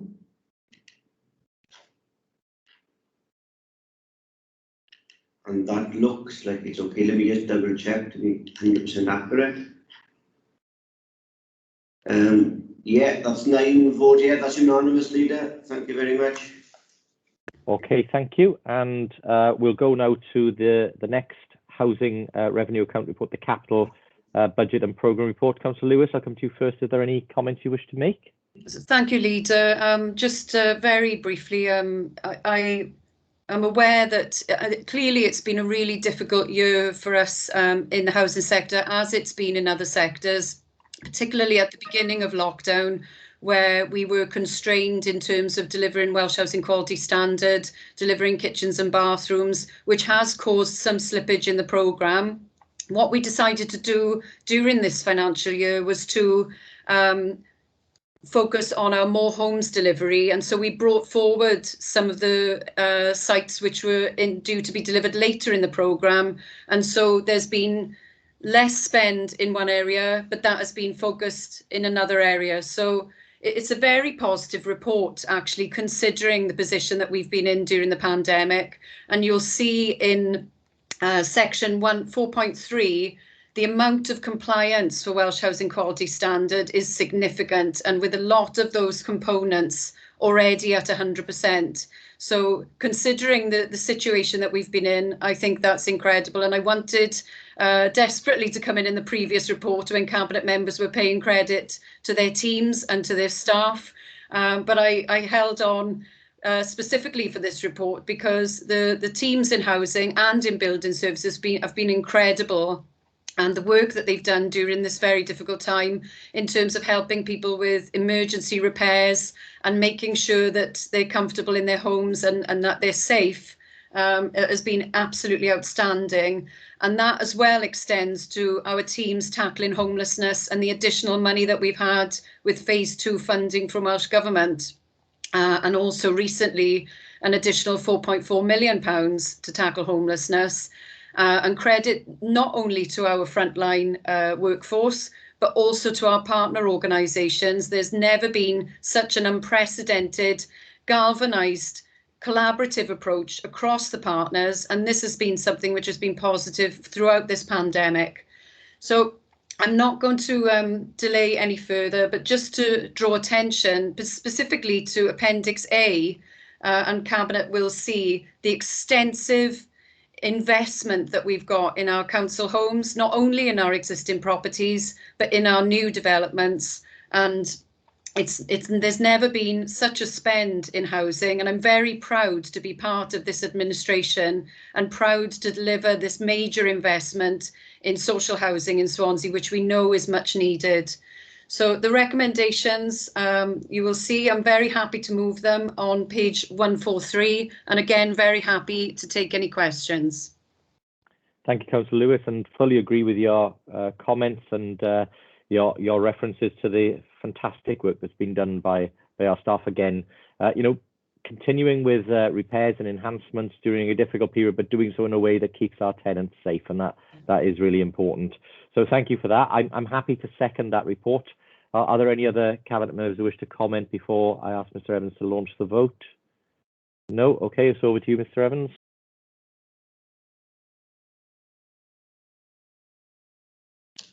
The vote should be with you all. Give you all a couple of moments. Has everybody received it? Or has anybody not received it, rather? Okay, I'm going to close the poll now.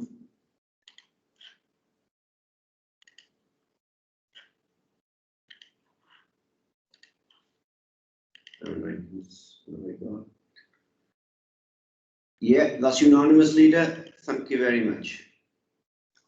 Thank you all again, and again, having covered a numerous number of very, very detailed reports again, on behalf of Cabinet, paying tribute to Mr. Smith and his team for the work they've done on all of that body of work to make sure that we're in a position where we can set a budget. So thank you, Mr. Smith. I'll come back to you now for your final report, I think, of the day, which is the Capital Strategy 21 to 27.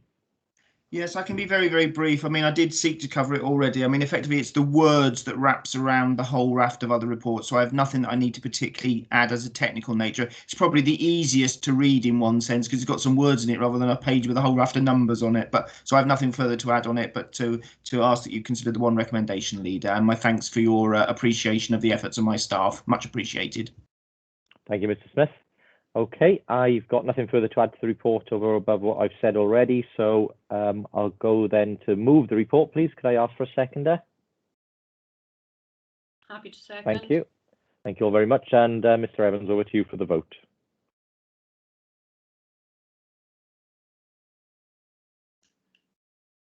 The vote is before you. Has anybody not received it? Okay, I'm going to bring the vote to a close.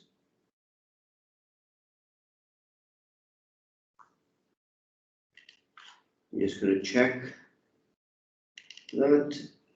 And I've got unanimous vote, Leader. Thank you very much.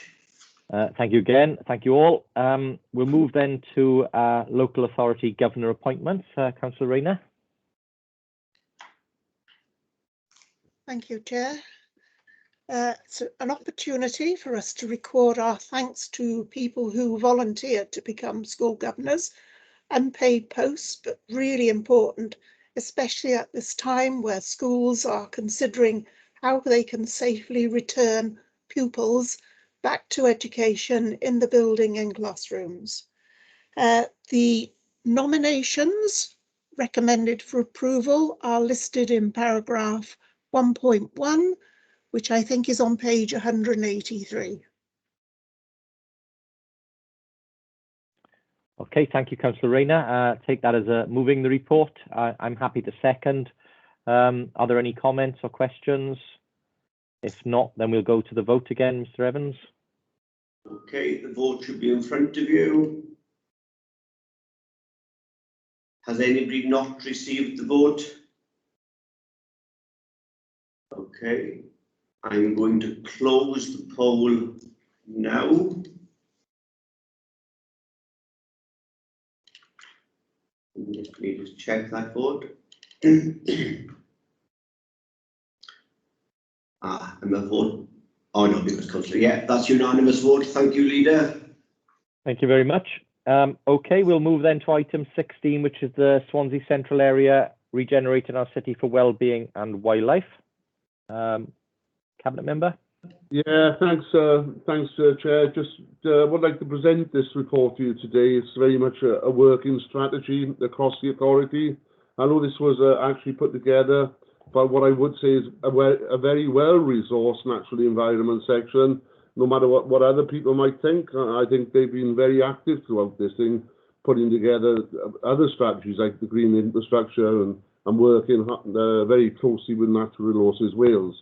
What this obviously intends to do is obviously the strategy is set to look at the benefits and cost effectiveness of a green infrastructure policy and reduce flood risk and summer cooling, and obviously cleaner air and water reductions. So what this in reality is a working strategy that goes along with lots of other things we do as an authority at this particular time. And I bring you a potential to 3.7. One of the themes is achieving a zero carbon and climate emergency response. It's certainly not in isolation that my department does this. We work closely with others. And I would like to thank Councillor Mark Thomas for his work on air quality and Councillor Andrea Lewis for her contribution with climate change. So this is a strategy that all departments will work towards to make our city centre a better place. And there's never been a better time to introduce this structure with all the huge amount of work that this council is endorsing with private sector as well to deliver a better Swansea, a greener, better, safer and a healthier Swansea. So I'd like to move the report. Thank you, Councillor Hopkins. I fully agree with your comments and again, very, very much welcome this report. Happy to second. Does anybody wish to come in and comment further, or do they have any questions for Councillor Hopkins? If not, we'll go to the vote. The vote should be in front of you. Has anybody not received the vote? Okay, I'm going to close the poll.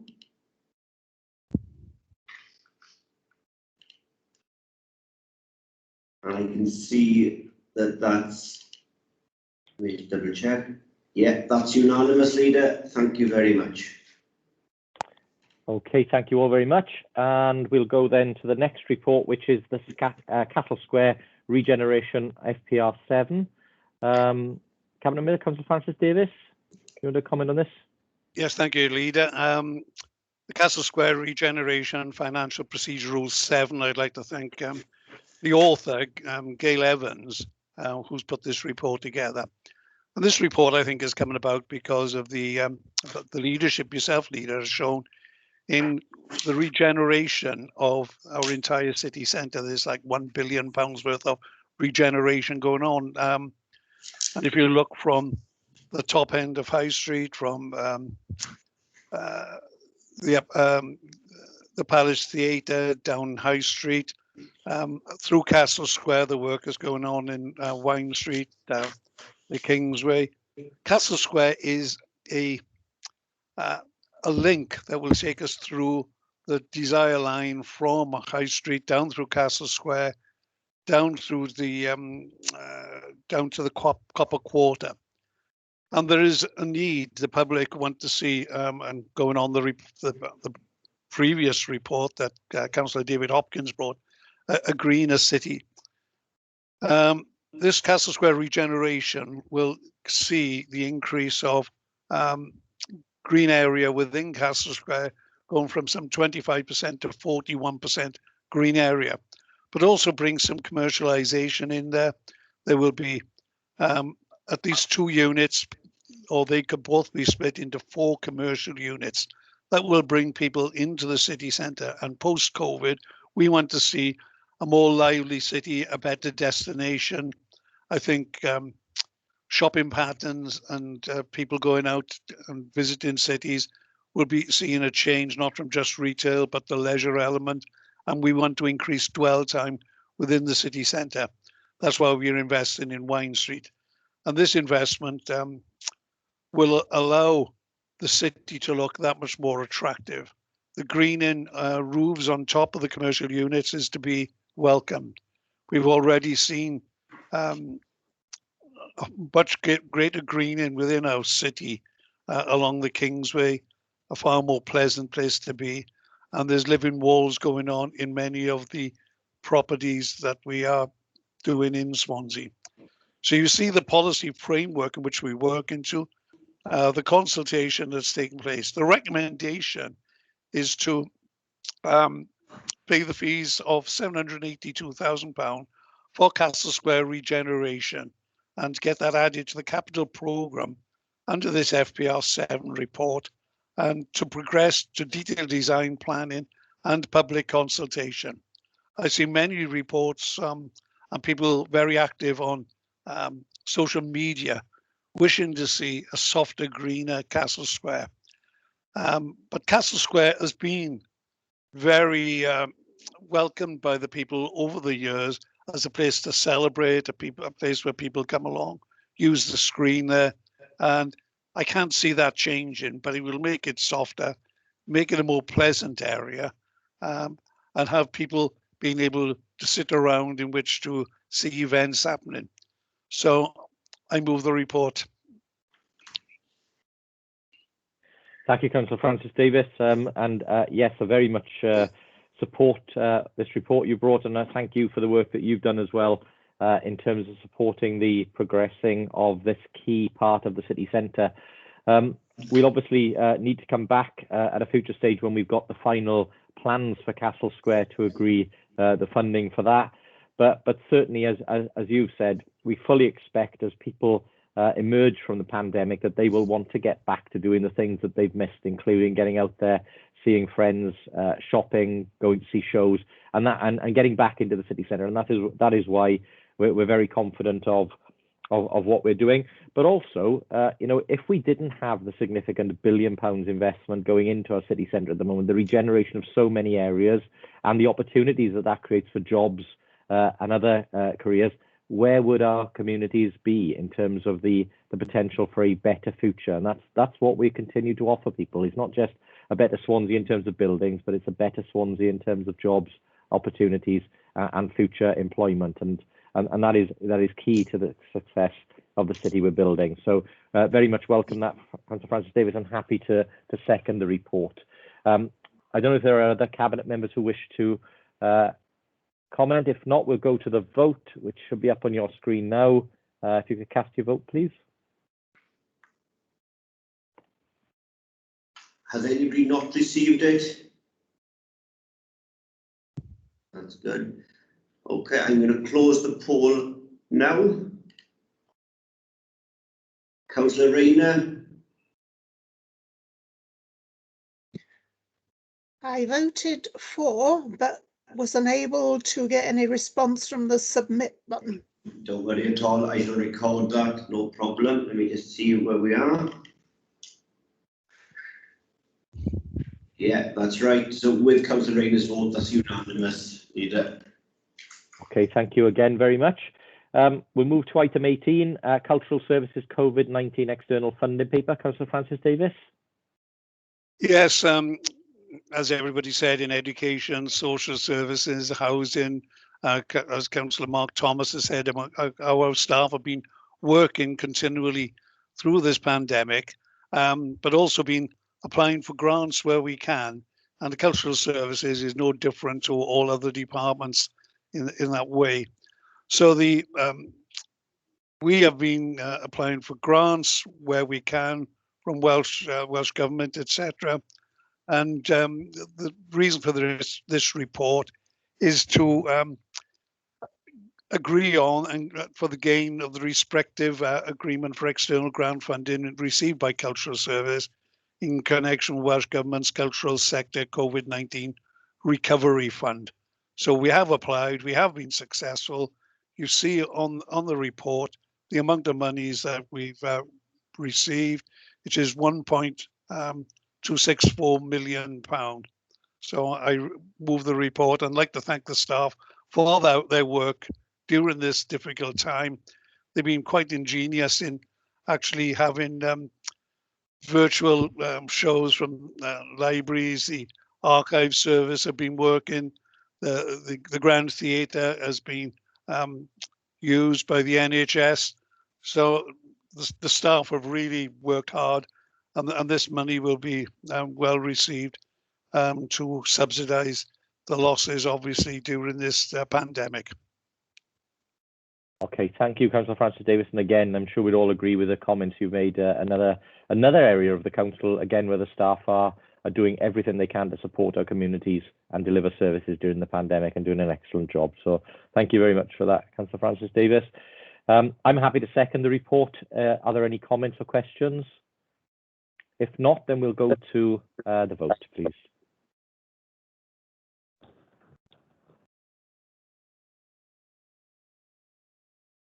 There we go, should be on your screens now.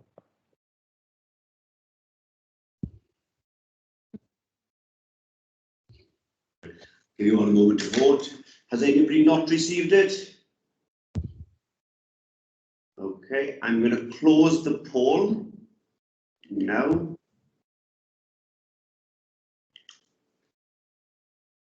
Right.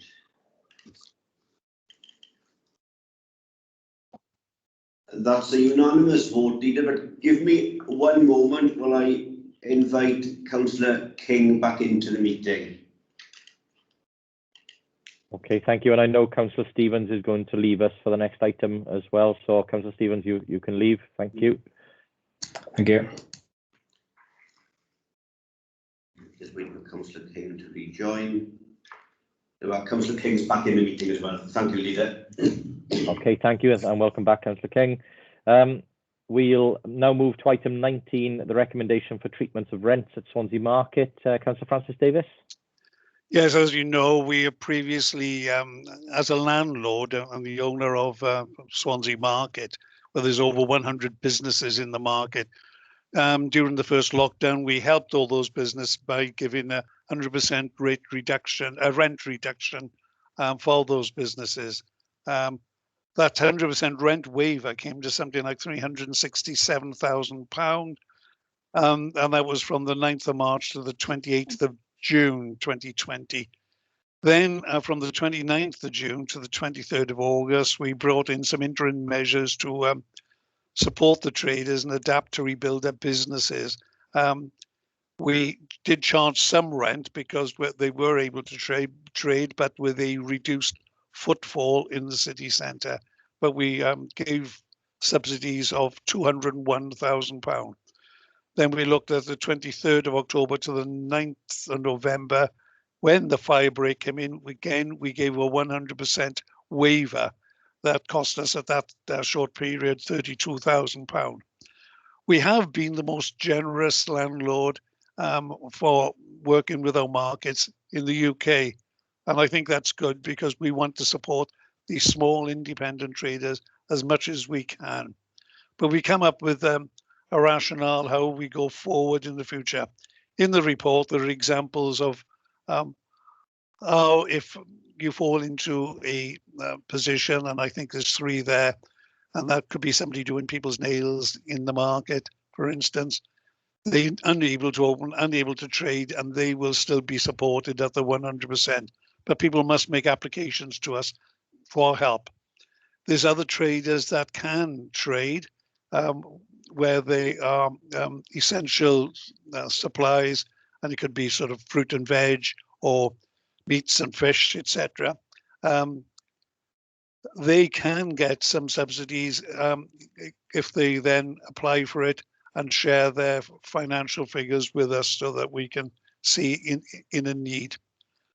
There are lists in there and examples of how this will affect the different trades and the different businesses, and what other subsidies and help has been given from Welsh Government, and how then these traders are surviving.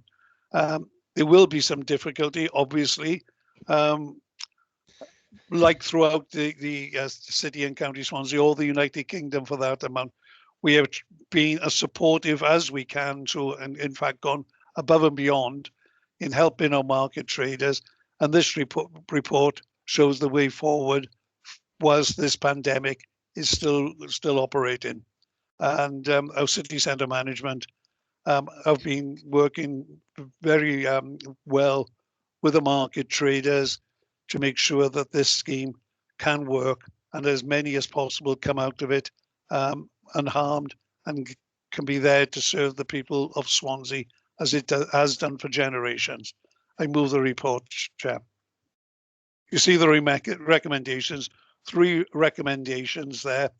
During the period of COVID lockdown, i.e. at times the non-essential retail is not permitted to trade. All traders receive a 70% reduction in rent. 2, at all other periods until the end of the COVID pandemic, a rent concession is granted to individual traders who demonstrate a 40% fall in turnover during the defined period compared to the same period last year. Traders not eligible for Welsh Government granting to date would receive a slightly higher discount upon demonstration of a 30% fall in turnover. And 3, in the event that lockdown is lifted, but not all non-essential retailers can resume business. Example, close contact services such as beauty salons must remain closed. These individual businesses would be treated as a unique case and would continue to receive the 70% reduction until such a time when they are legally permitted to reopen. But there are examples showing the grants that they've had and how we've helped in many different ways. Thank you. Thank you, Mr. Francis Davis, for moving those recommendations. I'm very happy to second. Is there anybody who wishes to comment? If not, then we'll go to the vote again, please. Thank you. I'm just launching the vote now. I should make it clear, I do have a personal interest in this item as well. Sorry. Can you repeat what you said, please? I have a personal interest in this item, so I should have said it at the start of the meeting. I apologise. The vote is up on the screen in front of you. Has anybody not received it? Okay, I'm closing the poll now. And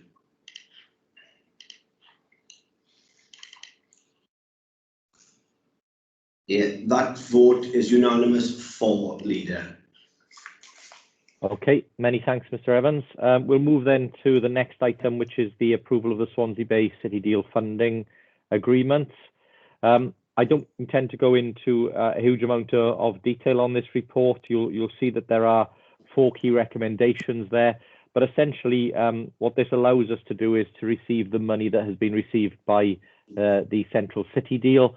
As you know, we have been successful as a deal in acquiring the first 2 amounts of £18 million, and we anticipate a further £18 million being released very shortly. They are now no longer directly linked to the approval of individual projects, but more to do with the delivery of the overall programme against its objectives. But that does mean that we have more security in terms of the heartbeat of the releases from both Welsh and UK governments. And obviously, you know, from Swansea's perspective, people will already see the delivery of the elements of the deal, specifically the Arena and Copper Bay Phase 1, and obviously shortly the start of work, hopefully on the 71-72 Kingsway site, as key indicators of where the deal has directly been helpful in investing in our city and creating jobs and opportunities. So very, very happy to bring this report, and it does, I am sure, make Mr. Smith happy also, because it means as a treasurer he now can draw down some of the money from the central city deal area. So all good news. So happy to move those recommendations. Are there any, could I have somebody to second, please? Happy to second. Thank you very much. And therefore, if there's no comments, we'll go to the vote, please. Okay, the vote should be in front of you all.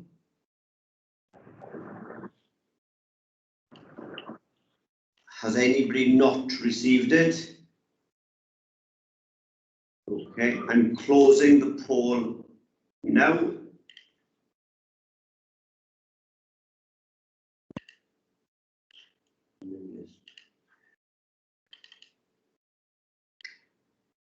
Yeah, I can see it. That's unanimous, Leader. All 9 of 4. Many thanks. And let's go to our final item, which is the Mumbles Coastal Protection FPR Rule 7. Councillor Thomas.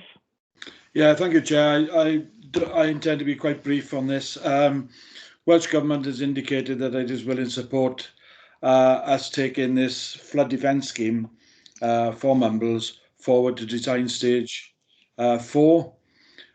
They previously indicated support of this, and the financial arrangement for that previous support was meant to be 75% funded by Welsh Government, 25% match funded by us. As of early December, they changed their approach to that and are now offering 100% funding for this scheme for the complete total of this stage of £1,114,461. So I'm certainly happy to support that, and I'm sure my cabinet, or hope my cabinet colleagues will as well, on that. We were previously going to put in a quarter of this money, but now we don't need to any further. So I'm happy to move the report, Chair. Thank you, Councillor Thomas. Councillor Francis Davis.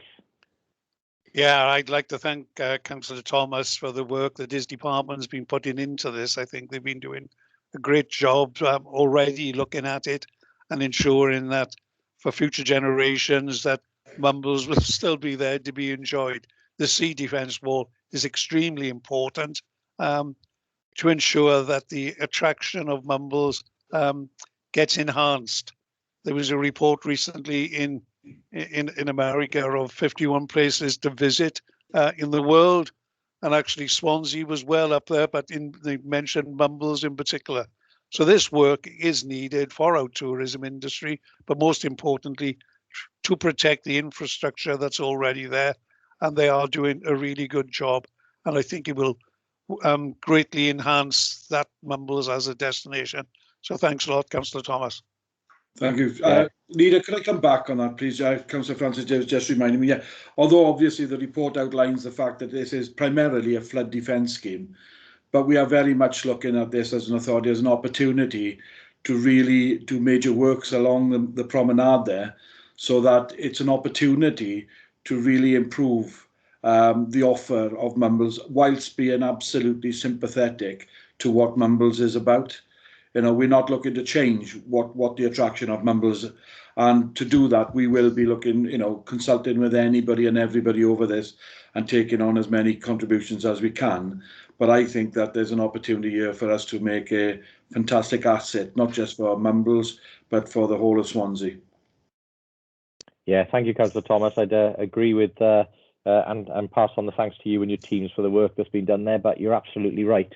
Doing the much needed flood defence work does provide that opportunity for us to provide enhancements and upgrades to the promenade, and for us to deliver on some of the discussions that we've had previously in terms of how we can enhance our beautiful world-class bay. And as Councillor Francis Davis said, I think it was the New York Times, or certainly one of the New York leading publications, that had Mumbles at one of the world's best destinations to visit. When you know, what we can do is to enhance that. So very, very good position to be in. So yeah, I'll formally second that report, Councillor Thomas. And if there aren't any further comments or questions, we'll go to the vote.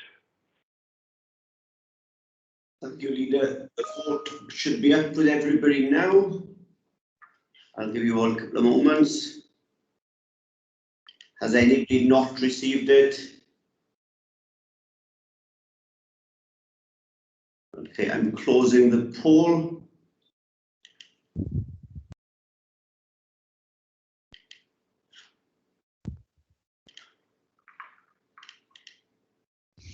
And that is unanimous, Leader.